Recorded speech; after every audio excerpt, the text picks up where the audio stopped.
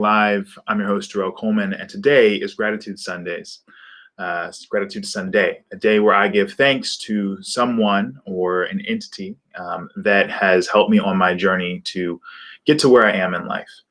I believe that there are two major sides to creating change in the world, and really just want to, on this episode, take that down to its bare minimum, its basic concept, right? We talk about creating change in the world, talk about social change in general. We talk about making the world a better place. But what does that really mean? Well, I think that there are two ways that we do that. The first is that we work on ourselves, right? We show up as the best version of ourselves that we can possibly be, and we work to become the best us that we can envision. The second is that we then use that best self to do good, to love other people, to care for other people, to be there for other people. And there are all sorts of tactics and tools and tricks and tips for it, but really that's what it comes down to, right? Creating social impact in the world comes down to extending love to other human beings in a way that allows them to live, to thrive, to become their best selves as well. And when I think about this Gratitude Sunday, and me wanting to give thanks again on this episode to God, I think about the first part, right? The person that I am, the person that I'm becoming, person that I was made to be, and the challenge that I face as an individual as I seek to become the best me and show up as the best me that I can. Recently, I've been through a series of what I would call resets, just thought processes that end up making me feel pretty bleh or pretty meh, right? And then resetting to center and focus on what matters most. And I was having one just the other day. I was envisioning, I'll say this. There was an award that came out. And it was an award that I was sort of in the running for, applied for. It's something that different firms can apply for, and they announced their early sort of winners, and I wasn't amongst the winners. Right? What this did was it led to a series of thoughts, which was, I was looking at people on the list. I was wondering why those people were on the list, why I wasn't on the list, what I need to do to be on the list, right? And it created this desire, right? This desire to be a certain level, or to be awarded or thought of in a certain way by certain people, right? Ultimately, it created this meh feeling, this blah feeling, as I compared where I was in that moment, where I am right now, right, to where I would be were I to have received that award. And as I thought about this, and I thought about the thoughts that I was having, I was looking at someone and I was like, why is that person on the list, right? What is the business that they run? What's the organization that they do? Who do they really serve? All these things, all these judgmental thoughts. I realized that there's a behavior, right, that I engage in at times, and maybe you engage in it as well, which is this sort of seeking behavior. In my faith, in the Christian faith, but also in some other faiths, specifically in Buddhism as well, there's this concept of suffering being rooted in desire, desire for other things. We come up with these desires, things that we want, or that we say that we want in the world, and then we begin to measure our happiness by how much of that desire we've achieved, how close to it have we moved, how small have we made the gap between us and that outcome. And for us, this can be so many different things, right? For you, it might be something different, but it can be the amount of money that we want to have. It can be the awards that we want to receive, and the public notoriety. It can be the fame. It can be the partner that we want to have, or the love that we want to receive, or the accolades we want to get from other people.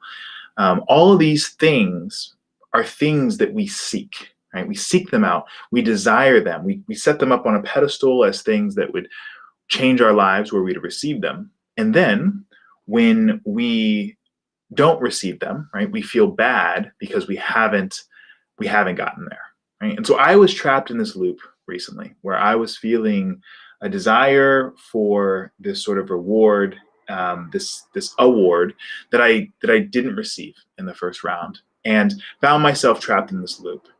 When I find myself there, really fortunate lately. I've been able to connect in with God and go into a place of prayer. And really, for me, that is a place of meditation where I sit and I focus on my breathing. And then that gets me into a place where I can truly listen to what God has to say to me. So I did that.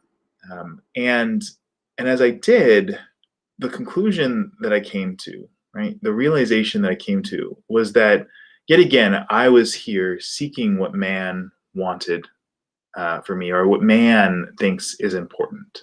I was seeking the adoration of human beings. I was seeking the recognition, right, from people about the work that I'm doing. And when in reality, the core of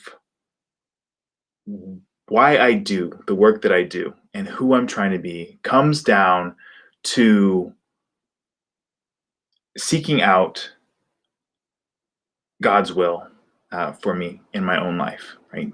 Seeking that out, or maybe even seeking out is the wrong word, but sitting still so that I can receive that love in a way that will allow me to share it with other people. So this meditation session was really powerful. It was a time where God came to me and he spoke it into me that I don't need to worry about that. I don't need to focus on those things, but instead that to do something that no one's ever done before requires you doing something that people haven't done before, which requires you walking a different path than they may walk, and recognizing that the way that you get to that destination may not look the way that you think it will. That ultimately what I need to do is maintain my focus on him and on this goodness and on becoming the person that I want to be, and of doing what I know is good and what is right. And that will lead me to the place that I am supposed to be, right?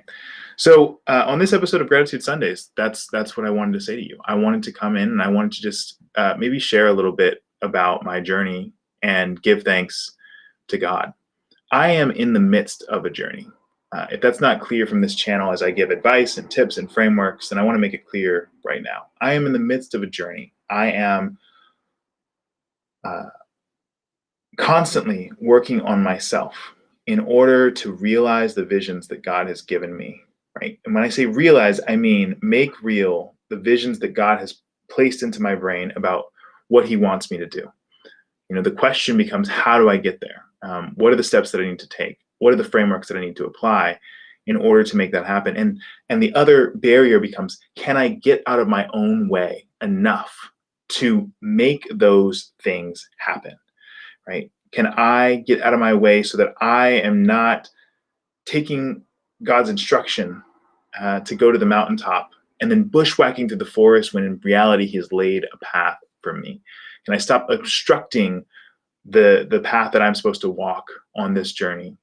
And so the meditation session that I had today and the conversation I have with God really clarified that for me. And so I just wanted to come in here to give thanks to God. And then maybe for you, see what in that story resonates. Hopefully my vulnerability, my transparency within all of this is something that you can resonate with. And that there are pieces of it that are useful for you. I think either way, for me, part of this is making sure that I give that thanks as it comes up. And so I'm going to leave things there for today. If you have someone that you want to thank, I would encourage you to find that person, seek them out, and give thanks. Who has helped you become who you are? Who has helped you get to where you are in life? I give thanks on Sundays to different people, and I think often I will also be giving thanks to God in those sessions, because that's an ongoing conversation and dialogue, and it's a mentorship that's happening, in the here and now. But who is it for you, right, that is guiding you as you create change in the world, as you become the person that you are and that you're becoming, as you pull out of yourself the person, the best version of you that already exists in there, and you express that into the world? That's the question for you. And if you can reach out to them and give them their flowers while you can talk to them now, I would encourage you to do that. I'll be back tomorrow with another episode of Social Impact Live, and specifically continuing the series about motivation and what demotivates us to create social change.